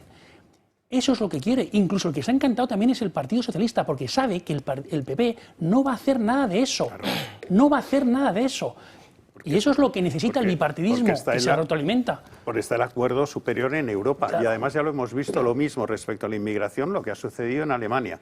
En Alemania hay unas promesas electorales que hace el nuevo canciller y en el momento que llega al poder, fuera. Y que consigue ganar por eso. Vamos a dejar este asunto aquí, que no quiero hacer esperar más al siguiente invitado, porque hoy tenemos con nosotros a Ignacio Martí. Él es el responsable de alianzas estratégicas de Comunidad Solar. Ignacio forma parte del equipo que está impulsando nuevas formas de independencia energética en los hogares españoles. Hoy nos acompaña para hablar de un tema que preocupa a muchos: las recientes advertencias sobre posibles apagones en España y cómo las baterías domésticas se están convirtiendo en una solución clave para protegerse y ahorrar. Ignacio, muy buenas tardes. ¿Debemos preocuparnos por estas alertas de apagón y qué papel juegan las baterías en todo esto? Hola, muy buenas tardes. ¿Qué tal? ¿Cómo estáis?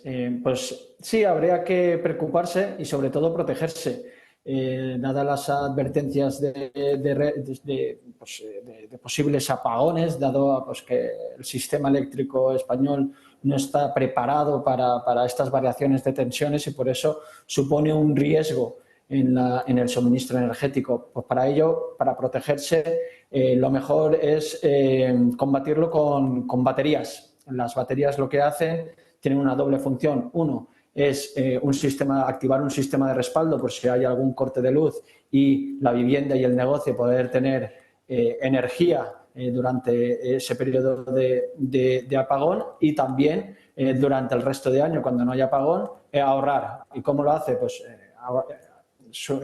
almacenando toda la energía durante las horas más baratas, que pueden ser mediodía y a principios de la tarde, y después consumir esa energía sin tener que coger de la red en las horas más caras, que son al principio de buena mañana y también por la noche, ¿no? Y esta es la función de las baterías y cómo nos podemos proteger ante apagones. ¿Y cómo se puede acceder a este tipo de soluciones? ¿Son compatibles con las instalaciones ya existentes? Sí, las baterías, para tener baterías no hace falta tener una instalación fotovoltaica. Tú puedes tener una batería que esté enchufada a la red y son baterías domésticas. De hecho, en Comunidad Solar hemos firmado un acuerdo con uno de los fabricantes líderes mundiales en el que te asegura estas dos funciones, ¿no? Que son la de protegerse ante apagones y la de ahorrar, y aseguran eficiencia y sobre todo durabilidad. ¿Dónde puede informarse quien nos escucha y quiera protegerse frente a esos posibles apagones?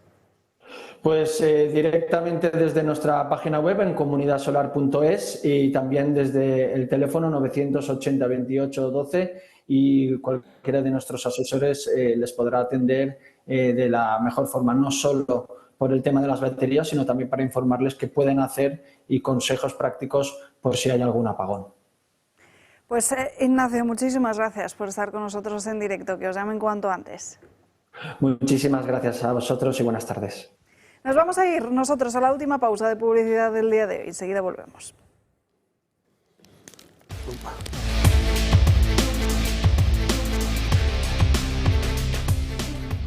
Recta final del programa, nos va quedando cada vez menos tiempo. Al principio de este programa les hablaba de la situación de muchos menores. Fíjense en el siguiente dato, nos lo va a contar Marta de Santiago. 1 de cada 3 niños están en riesgo de pobreza y exclusión social.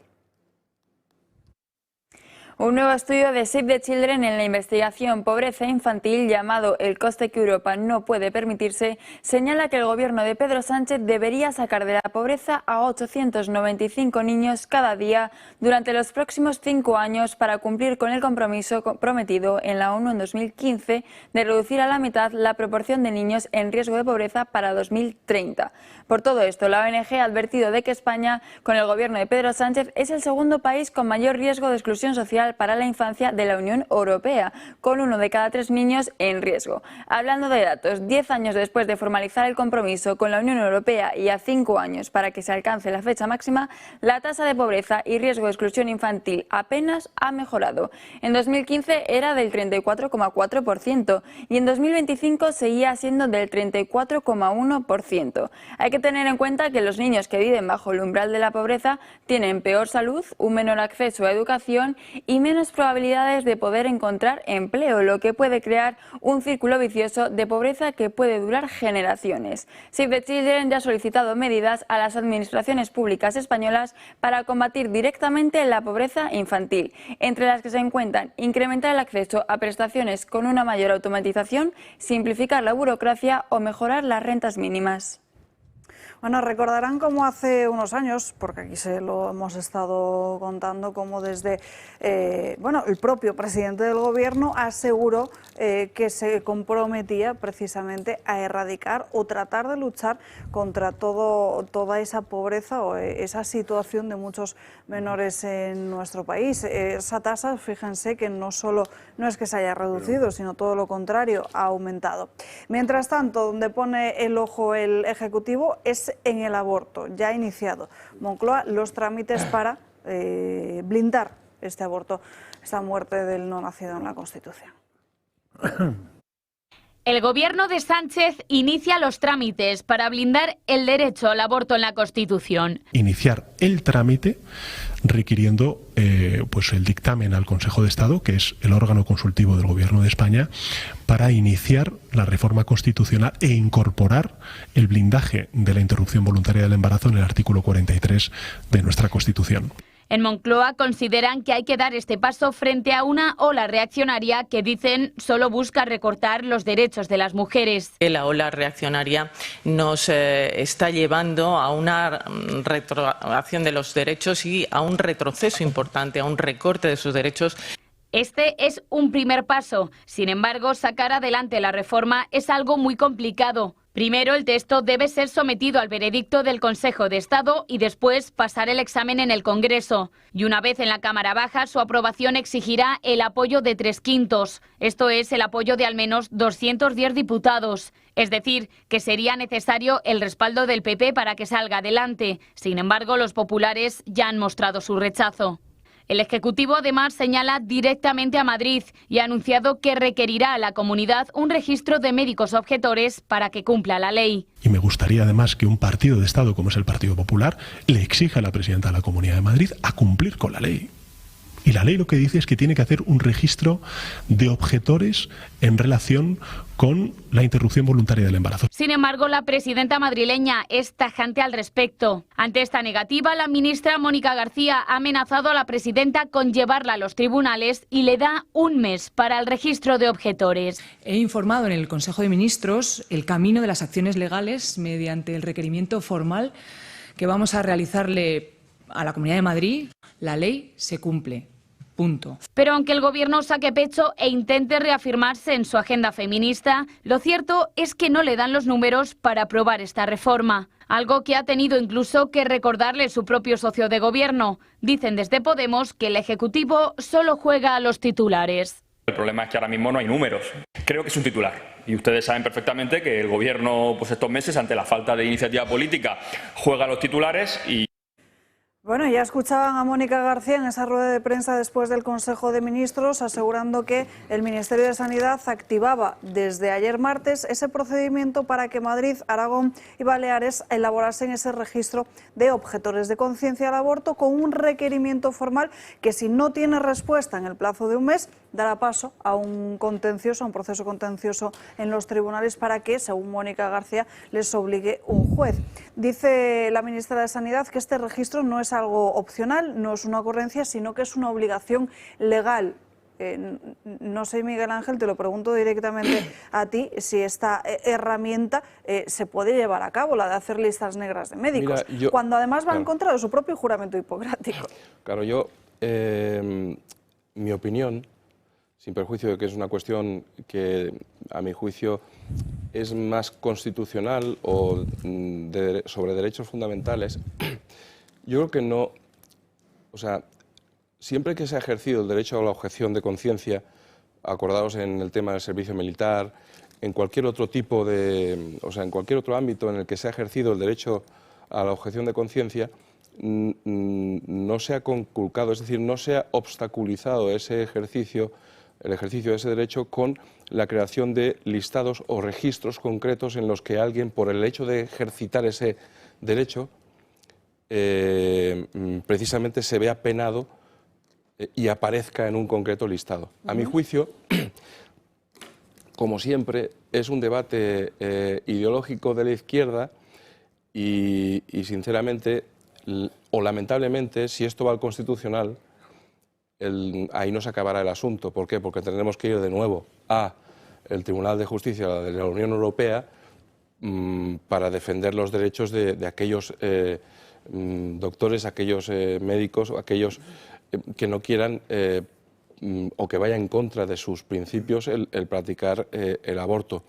Yo sinceramente creo que no existe, primero, obligación legal alguna, en segundo lugar, que conculca los derechos de quienes ejercen la objeción de conciencia y que me parece una barbaridad. Es decir, además hay otra cuestión, es que si hasta ahora no ha existido tal registro, ¿por qué ahora lo van a poner en marcha? Es decir, ¿qué necesidad existe?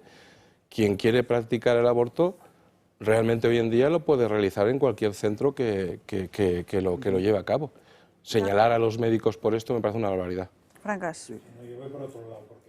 A ver, yo no sé, la parte legal la hablas tú, pero sabiendo que el Gobierno tiene constitucionalmente el mandato de presentar presupuestos y no sigue presentando ninguno, ni siquiera hace movimientos, sufrir porque el Ministerio me pida a mí que tengo la obligación de hacer una lista, pues como dijo Juan 23, campa caballo mío que la herba creche. Es decir, me saldrán... Pero parece que Ayuso está dudando, ¿eh? Bueno, no sé. Ayuso parece que duda sobre si yo voy para hacerlo un tema más de fondo que ha salido antes, que es el tema de la batalla de Pedro Sánchez sobre el tema del aborto. Está intentando Pedro Sánchez y las ministras correspondientes, el Gobierno y toda la parte de izquierda, sea periodista o político, hablar del artículo 43, que es el artículo de la protección de la salud. Y si van por el artículo 43, que es donde quieren ir, pues exige una modificación constitucional muy suave comparado con el artículo donde está el derecho a la vida, que es el 13, o no sé cuál es, el 15, que ese te exige, en fin, cambio de... O sea, te exige aprobarlo por unas mayorías bestiales, Congreso, Senado, elecciones, y volver a reafirmar las mismas mayorías. O sea, imposible, primero porque elecciones, Pedro Sánchez va a convocar elecciones. Yo creo que es muy loable ese repentino empeño de hacer cumplir la ley que surge en estos momentos con algunos ministros.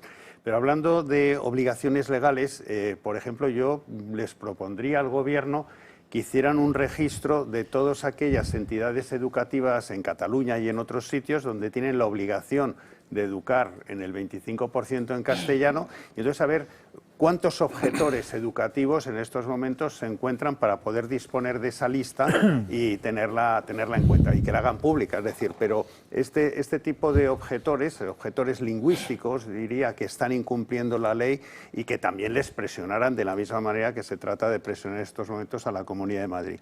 Pero podría ser interesante y seguramente que encontraremos también otras temáticas para tener listas de objetores que no cumplen la ley. Varias cosas.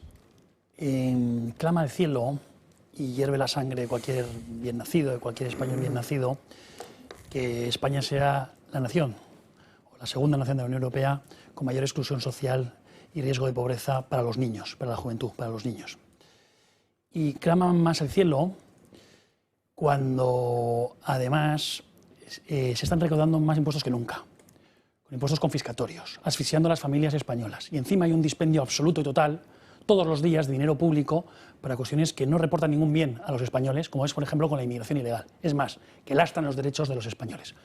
El Partido Socialista tiene muchísimo miedo, y tiene miedo de que las mujeres españoles quemen la sede del PSOE o la Moncloa. Porque son precisamente este gobierno y el Partido Socialista el de la ley del sí es sí, el de las pulserillas antimaltrato defectuosas, el que importa todos los días inmigrantes ilegales que quieren denigrar a las mujeres, por ejemplo. Eso es lo que está sucediendo. ¿Qué pasa? Que el Partido Socialista también son maestros en desviar la atención, porque no quiere que se hable de corrupción, no quiere que se hable de vivienda, no quieren que se hable de inmigración y de inseguridad para las mujeres españolas. Y sacan este conejo de la chistera y han del aborto. En España se están conculcando, vulnerando derechos fundamentales un día tras otro. El derecho a la vida, el artículo 15.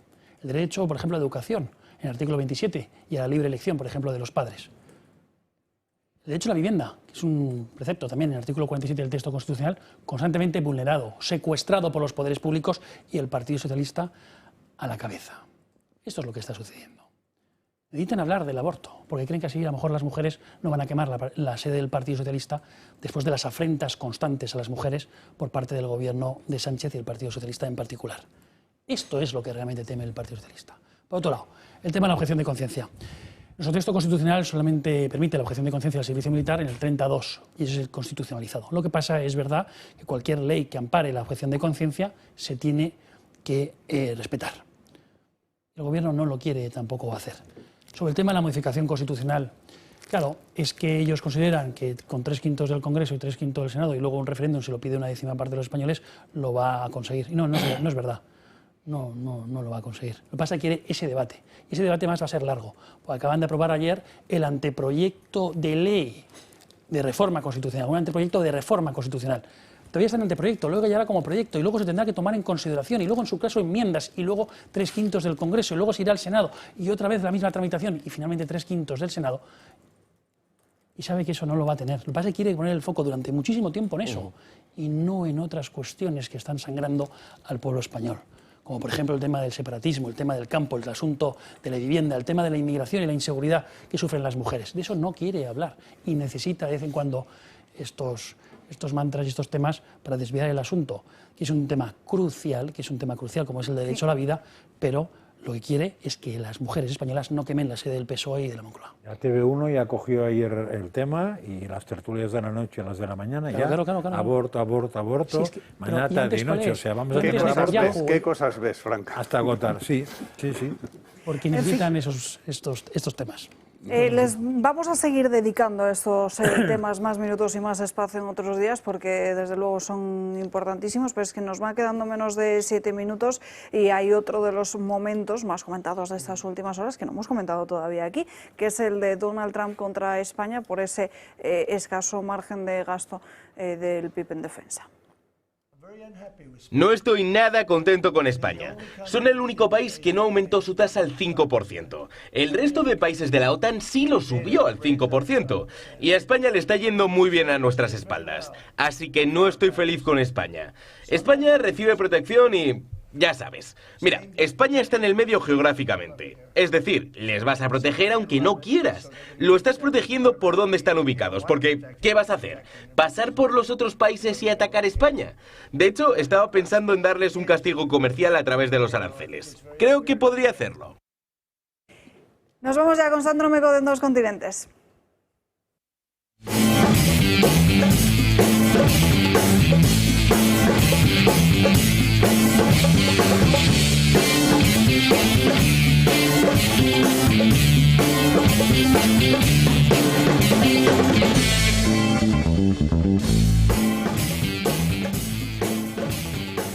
Bueno, por terminar de recoger este asunto, si queréis, acaba justo de hablar Bruselas y ha dicho que, bueno, no ha descategorizado a Donald Trump ni le ha descartado ni nada por el estilo, pero sí que ha dicho que toda medida realizada contra uno de los Estados miembros tendrá su respuesta. Así que, bueno, veremos en qué queda eso. Hablábamos de Donald Trump, un Donald Trump que ha regresado de Oriente Medio y que no ha descansado demasiado, porque primero tuvo una reunión con el presidente Javier Milei y después ocurrió esto. Fue asesinado en el mejor momento de su vida, siendo francos, por vivir su fe y luchar constantemente por unos Estados Unidos mejores. Y por eso, esta tarde, es mi privilegio, de forma póstuma, dar a Charlie Kirk el mayor honor de nuestro país, la Medalla Presidencial de la Libertad. Gracias. Bueno, pues efectivamente Donald Trump concedió el que es el mayor honor para cualquier ciudadano estadounidense de forma póstuma a Charlie Kirk, un Charlie Kirk que ayer habría cumplido 25 años porque fue el día de su cumpleaños. Trump habló con Erika Kirk, de hecho, y habló para que este evento se pasara a otro día y que Trump pues, pudiera descansar, pero cuando vio que efectivamente era el día de su cumpleaños, pues bueno, pues siguió adelante con esta ceremonia. Una ceremonia en la que se han echado un vistazo a los medios de comunicación, ha captado el interés de ellos por un momento en concreto, que es este que van a ver. Un tirador ha disparado contra las fuerzas del orden, contra los agentes de inmigración, contra mí, pero di un giro en el momento adecuado. En el momento adecuado, Charlie no se lo podía creer. Me preguntó, ¿cómo has podido hacerlo? Le dije que no lo sabía. Vale, a ver, durante toda la ceremonia Donald Trump ha estado hablando de una serie de momentos y ha estado comparando esos momentos con las distintas vivencias que ha tenido con Charlie Kirk. Por ejemplo, ha hablado de esa paz en Oriente Medio, diciendo que la gente consideraba que era imposible y que entre ellos pues, se encontraba Charlie Kirk. Es cierto que eso, pues bueno, puede haber sido entrañable incluso para la gente que ha acudido a esta ceremonia, pero el hablar de cómo él ha podido esquivar ese atentado contra su vida, siendo precisamente también la causa por la que Charlie Kirk pues, falleciera, pues no ha sentado muy bien a nivel general. Sí que es cierto que su mujer no tiene ningún problema con la relación, al menos con el presidente de los Estados Unidos, porque ha habido incluso tiempo para bromas. Si recuerdan, Donald Trump dijo que él no compartía una cosa que Charlie Kirk hacía, que era rezar por sus enemigos. Bien, pues Erika Kirk ha querido recuperar esa frase. De forma sorprendente, él rezaba por sus enemigos. Era duro, pero él lo hacía. Lo hacía. Nadie más, quiero decir, no lo hacía delante de nadie, pero yo le vi. Así que, bueno, de momento, pues esto ha sido para lo que ha dado de sí esta ceremonia de reconocimiento y sobre todo también de homenaje a Charlie Kirk en Washington DC.